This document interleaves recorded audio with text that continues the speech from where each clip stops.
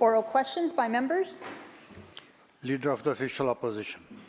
Thank you, Mr. Speaker.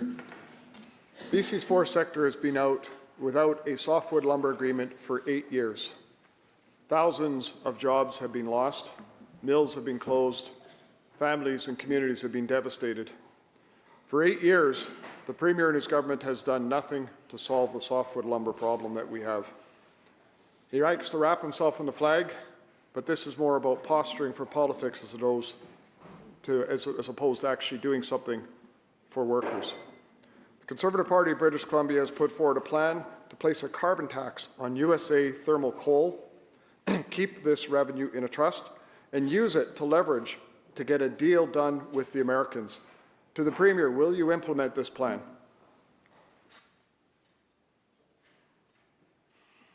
Mr. Premier. Thank you, Honourable Speaker. Our forestry industry is facing huge challenges. The recent proposal to increase tariffs on them, which they are seeing, is costing jobs and livelihoods. I'm glad to see the Leader of the Opposition standing up to say that he is seeking ways to retaliate against unfair tariffs. Because frankly, I hadn't heard him say that. It's a significant departure. And it's important that in this House, that when the U.S. is attacking industries in Canada, that we all stand together to say, if you hit us, we'll hit you back. We're going to make sure that Americans feel what you're imposing on Canadians. We don't want this fight. We're going to stand up for it. Shh, the member knows there are big challenges with a federally regulated industry of railways and ports, but I am happy to work with the member to find ways to retaliate against unfair tariffs against Canadian industries that we can all support, because we got to stand up for BC businesses, including in the forestry sector. And honestly, Honourable Speaker, it is a relief to hear him talk about retaliation, because this House needs to be united in the face of this unprecedented threat from our neighbour to the south.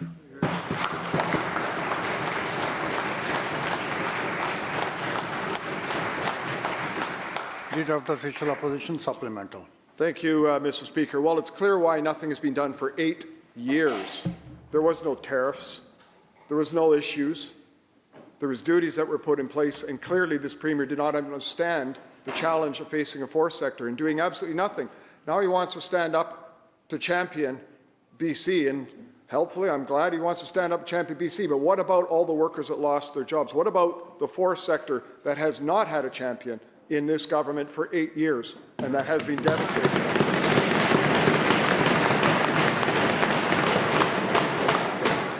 We need plans, not rhetoric, Mr. Speaker. Our Conservative Party has put forward plans to eliminate the job-killing carbon tax, not the consumer side, but also all of it, because it kills jobs and makes us uncompetitive.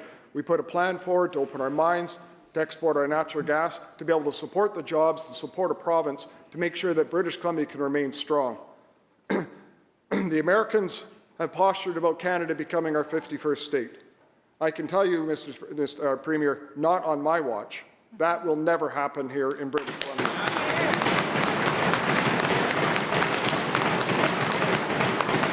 It's time to rake the Americans over the coals and deal with this issue. This is why we're asking for this carbon tax to be put in place. We need to be able to have leverage to deal with the Americans to get a softwood lumber agreement in place.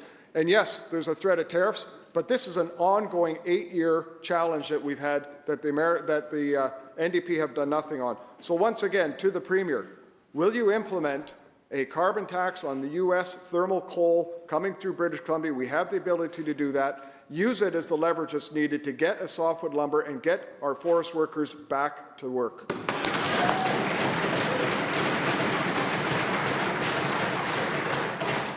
Members, all questions and comments must be directed through the chair. Premier. Well, thank you, Honourable Speaker. And I guess I'm just, I'm glad for the member changing his position on this, but it is a change in position. The member. Let me read. Let's listen to. Member said he's against retaliatory tariffs because he thinks it's unfair to American Republicans. He said, quote, "It's dangerous and irresponsible for the Premier's NDP to specifically tariff only Republican states who may not be at fault simply because the current U.S. president is Republican," unquote.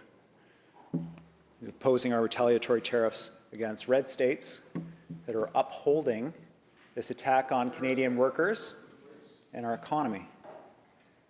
Now, if he wants to work with us to find areas where we can retaliate, where we can all stand together and support those things, I'm happy to do that. There are major challenges with his, member knows there's major challenges with his proposal around federally regulated export industries, around placing provincial charges on that. If it were easy to do, absolutely, we would do it. We're looking for every possible way. We're looking for possible things to do, member. If there anything that is possible, we are exploring it. We'll take the member's idea and explore it. But, Honourable Speaker, there are major challenges to doing that.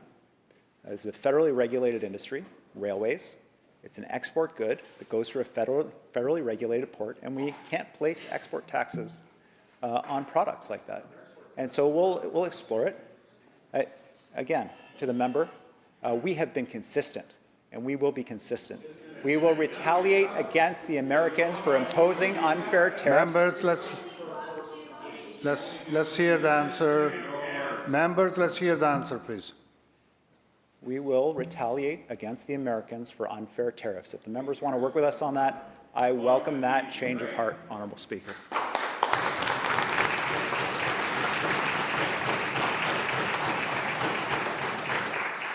Member for Kamloops North Thompson. Thank you, Mr. Speaker. BC's forest industry is under great threat, with U.S. tariffs that could reach as high as 55%. BC's forest product exports make up 24% of BC's total commodity exports. These tariffs would devastate an industry that has been crippled by this NDP government. To be clear, we had mills close and communities negatively impacted before the threats of tariffs. Today, we propose a plan that will raise revenue on U.S. coal shipped through BC ports, and a plan that would support BC's forest industry if the U.S. won't back down on their tariffs. Mr. Speaker, through the chair, will the Forest Minister support our plan and work with us to support a complete Team Canada?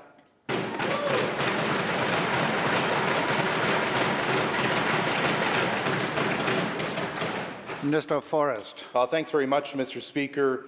Mr. Speaker, everyone in British Columbia knows how vital our forest sector is to our province. Has been for the past 100 years, and will be for the next 100 years. Duties on BC and Canadian softwood lumber exports to the United States are unjustified, and it's why on my first official day as Minister of Forests, I sent a letter to my federal counterparts asking them to do everything in their power to stand up for BC forest workers and to stand up for our forest industry. Mr. Speaker, our work didn't stop there. Mr. Speaker, our work didn't stop there. We launched the new Softwood Lumber Advisory Council because we're putting the full weight of BC and the ring on this fight. Now, to the members opposite, when we launched that Softwood Advisory Council, the member opposite who asked the question said, there's a bunch of union representatives. I don't know why they need 3 or 4 union representatives on a council such as this, and we've got some serious concerns and questions in regards to that. Why would the member be concerned about having workers on a Softwood Lumber Advisory Council? So I'd ask to the member, I sent him a letter. Did he meet with those union leaders?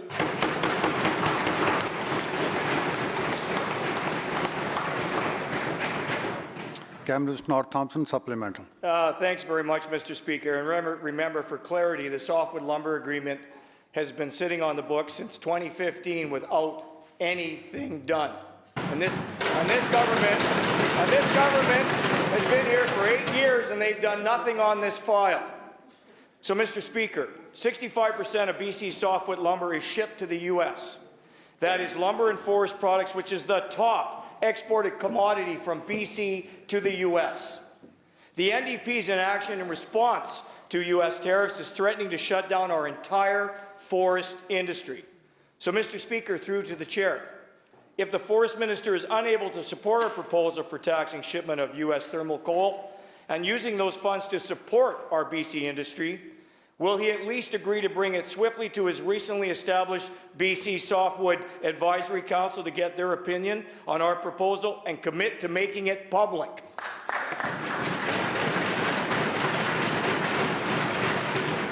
Minister of Forest. Mr. Speaker, breaking news. Does the member opposite know who was the Minister of Forest back in the previous government? But the Leader of the Opposition. What did the Leader of the Opposition do on this file? Absolutely nothing. Absolutely nothing. Mr. Speaker. Members. Mr. Speaker.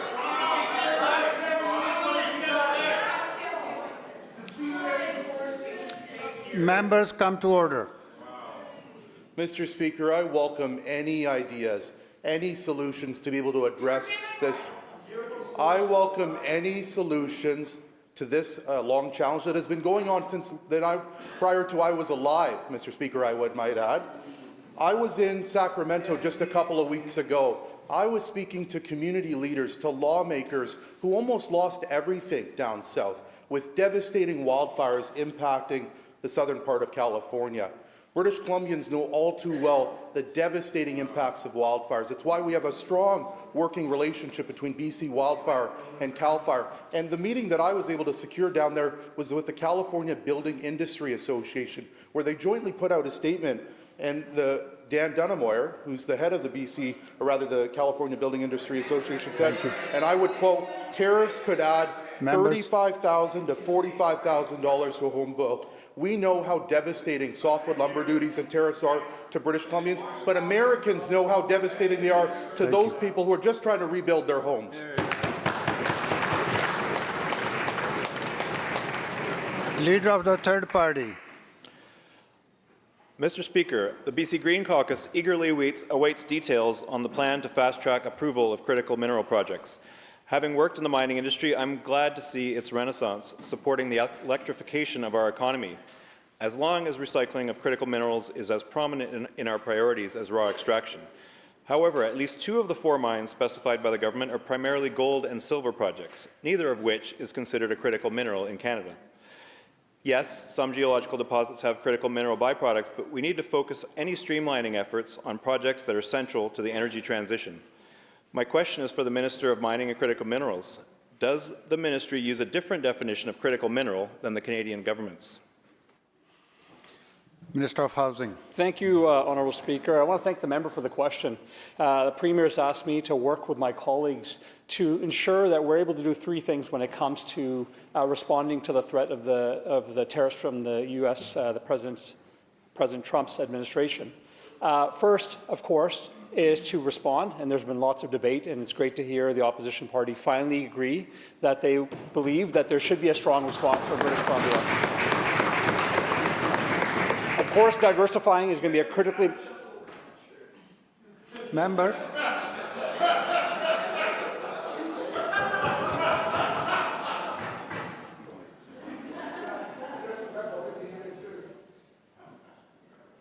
Are we done? Minister will continue. Thank you, Honourable Speaker. This is a serious topic. I assume that members across the way would want a serious response and not have heckling. But Members, the Executive Council has the right, whoever they want to put to answer any question being asked, and we have done before, when the other side was on that side. So, Minister, are you done? Please continue. thank you, Honourable Speaker. And of course, one of the key parts of that is strengthening our economy. Colleagues across this side are working on that. It's great to hear the member across the way supports the opportunity that critical minerals plays for the economy in British Columbia, for workers in British Columbia. We look forward to continue to work with the member to expand all types of mining opportunities that will help strengthen BC's economy, but also ensure that we're able to have the resources to support the clean transition that we want to see here in British Columbia and across the country.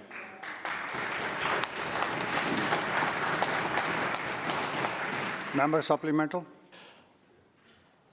The government's stated goal is to promote development by speeding up permit approvals, yet a recent audit by SFU and UBC academics found that economic factors like commodity prices play a more significant role in delaying mining projects than do provincial regulations. It's not just a matter of cutting red tape. The audit's conclusion was that the BC government is approving mining operations that aren't economically viable, and that BC mines regularly failed to meet their economic forecasts. For every 100 jobs predicted, only 12 were actually created. My question, again, is to the Minister of Mining and Critical Minerals. If we're to invest public resources to fast-track these projects, how can British Columbians have faith that these mines will create a significant number of jobs when the historical data tells a very different story? Minister of Mining and Critical Minerals.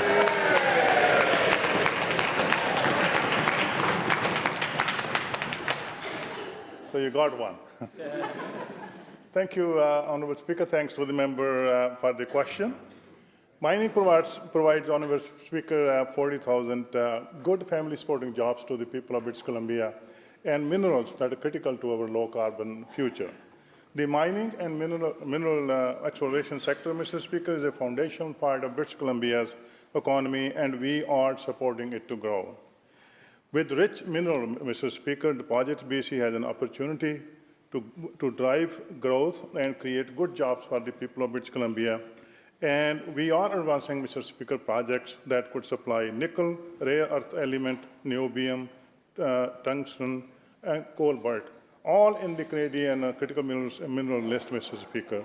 So that's why, Mr. Speaker, we launched phase 1 of BC critical mineral strategy, which includes taking action to expedite critical mineral projects, Mr. Speaker, and maximize federal funding, Mr. Speaker, to grow the economy and create good jobs for the people of British Columbia.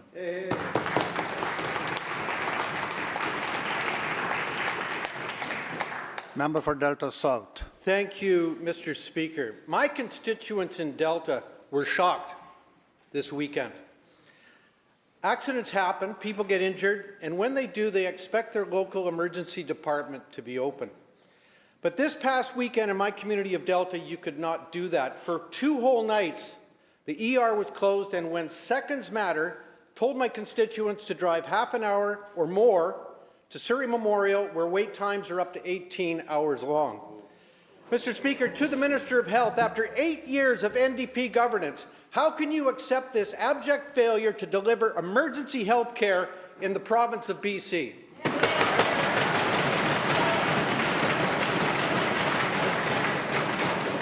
Minister of Health.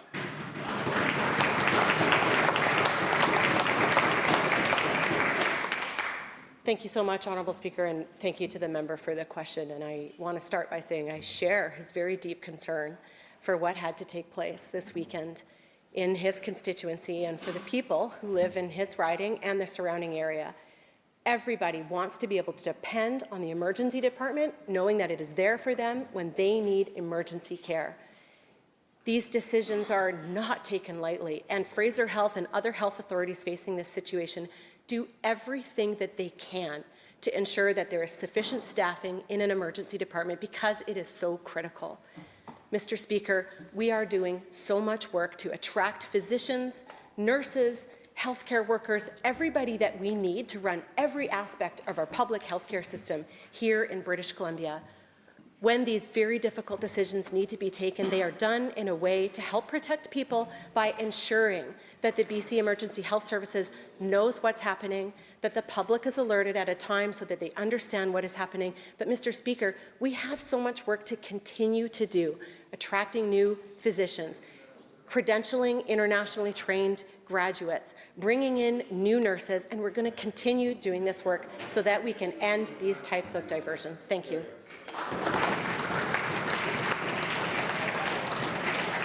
Delta South supplemental. Thank you, Mr. Speaker. Mr. Speaker, for 8 years in this seat in the legislature, I have heard the same responses over and over and over again.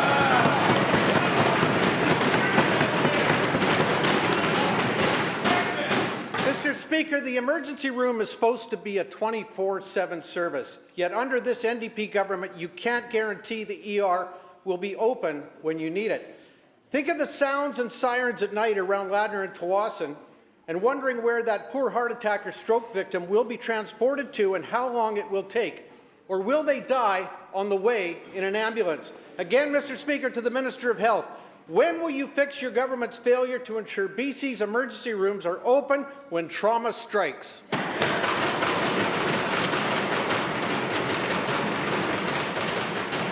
Through the chair member. Minister of Health. Thank you, Honourable Speaker, and thank you again to the member for the follow-up question there. Again, there is so much work to do to build out the healthcare workers that we need to ensure that every aspect of our healthcare system is functioning in the way that British Columbians need and depend on. We have so much to be proud of here in our public healthcare system. And I know that the doctors and the nurses and the workers in those hospitals are feeling this, and they too are impacted by this. They are working so hard. Mr. Speaker, we didn't get into this problem. Members. We did not get into this problem overnight. Mr. Speaker, that's why we are taking short-term steps through the work that we're doing to attract more physicians, nurses, and healthcare workers, but longer-term steps too, like building a new medical school in Surrey through SFU. Mr. Speaker, when the opposition leader was in government, he had the opportunity to open a new Surrey medical school, and he said no.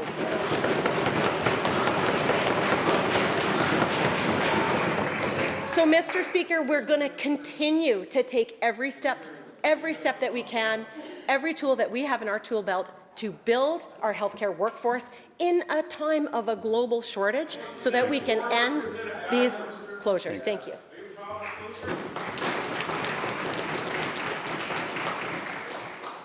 Member of Berkeley West Keene. Thank you, Mr. Speaker. I stand here today talking about the community of Kitwanga, which is way up north. They have been fundraising for their ambulance station for over 10 years. The building that they were currently using was built in 1940, and it's an outdated old forestry service building, which is now condemned. The space is the only ambulance station in the area, and the next closest one is 45 minutes away in Hazelton. The residents have raised $900,000 through bake sales, bingo games, and local business donations, yet not one thin dime from this government after repeated asks. Residents have already lost lives due to the lack of emergency services in the region. Will the minister step up to fund this critical piece of public safety infrastructure in BC's north?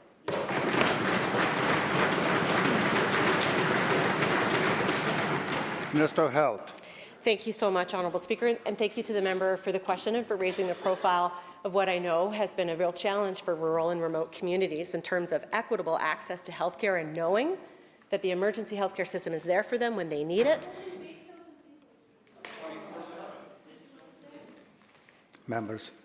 Mr. Speaker, when people call 911, they want to know that the ambulance is going to be there. And Mr. Speaker, since 2017, we've seen a significant increase in the number of calls around the province, and we've taken action to strengthen the services in the emergency health system.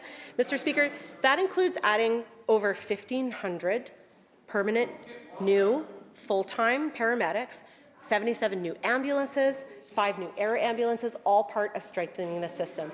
I invite the member to provide my office with more details, specifically about the proposal that she raises today in the House, so that I can address it and get back to her with the information that she needs. Thank you.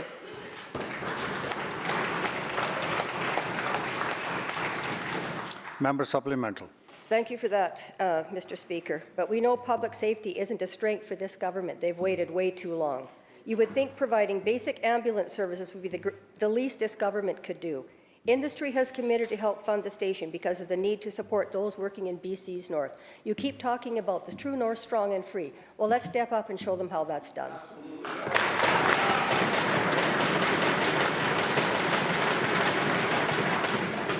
Minister of Health. Thank you very much, Honourable Speaker, and thank you again to the member there. I agree. People living in the north, people living in any place in British Columbia, Mr. Speaker, need to know that the ambulance system is there for them in their time of need. And that's why we're going to continue to take action to strengthen the paramedic system, to work with the union, to work with the employer, to ensure that ambulances and paramedics, first responders, are there for people when they are needed. Mr. Speaker, that includes the agreements that we have signed with paramedics to increase wages, improving response times, and we are seeing results. Mr. Speaker, we're not going to let up. We're going to continue this work, and once again, I invite the member to provide my office with more information so that I can respond to her. Thank you. Member for Columbia River Revelstoke. Thank you, Mr. Speaker. The provincial rural retention incentive provides up to $8,000 a year for healthcare professionals who work in remote and rural communities. Kimberley and Cranbrook are a 7-hour drive from Kelowna and a daunting 12-hour trip to Vancouver. Knowing this reality, my question through you, Mr. Speaker, to the Minister of Health is as follows. Why are healthcare workers in these communities denied this very important financial incentive?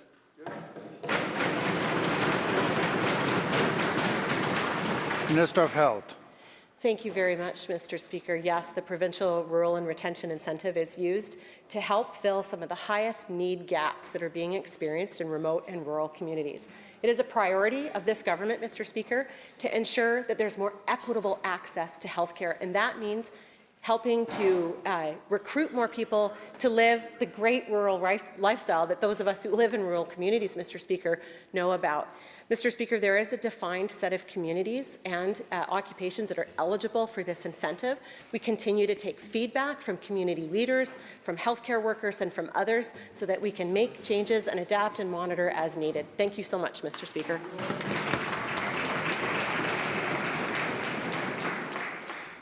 Member for Richmond Bridgeport.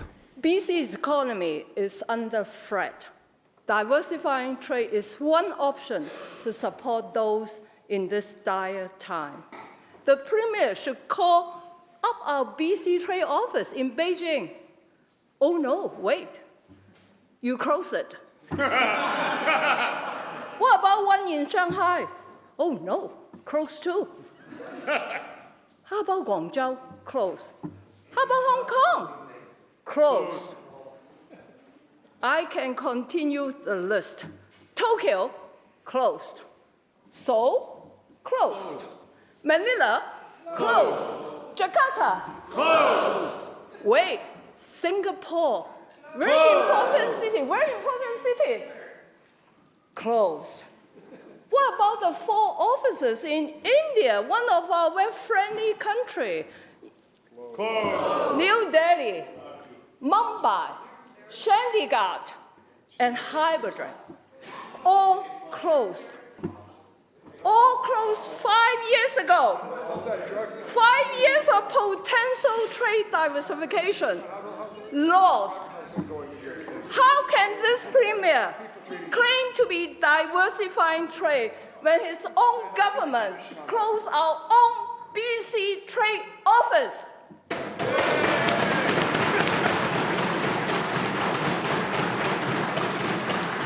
Minister of Jobs and Economic Development.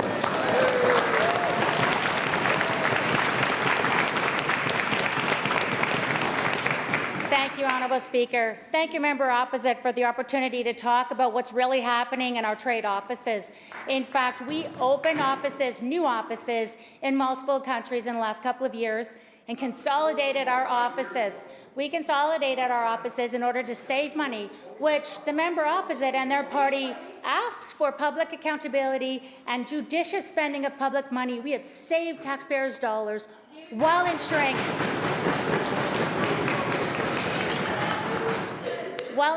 Mr. Speaker, that we have better access for our businesses to diplomatic and investment opportunities. Our exports have grown in countries South Korea, Australia, Taiwan, Germany, the United Kingdom, over 50 trade and invest offices in over 14 markets. We are laser-focused, Mr. Speaker. This government is laser-focused on diversifying trade to meet this crisis moment for our province. We're going to stand up and defend jobs for British Columbians and support our communities every day.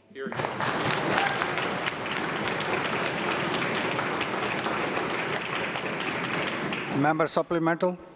Thank you, Mr. Speaker. Time and time again, our previous government have found that BC needs to have our own trade office.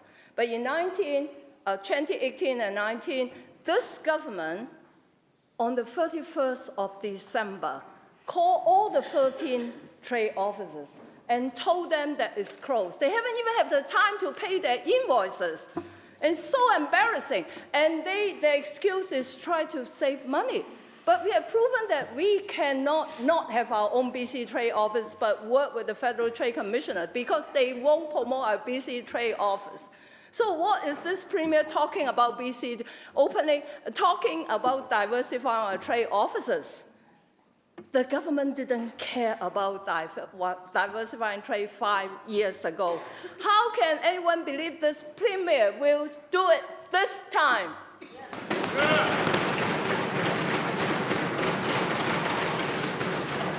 Minister. Thank you, Mr. Speaker. The member opposite knows that it is not true. It is false.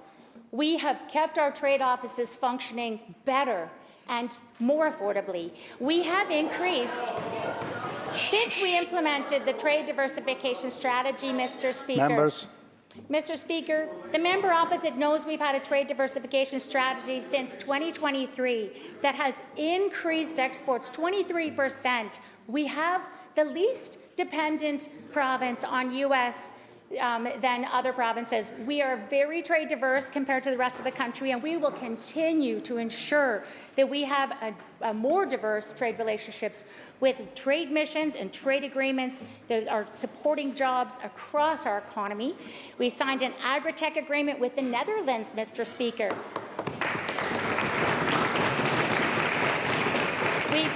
We partnered with Japan Overseas Infrastructure Investment Corporation, Mr. Speaker, for transport and urban development to deliver innovative and clean solutions for the future of transportation in our province.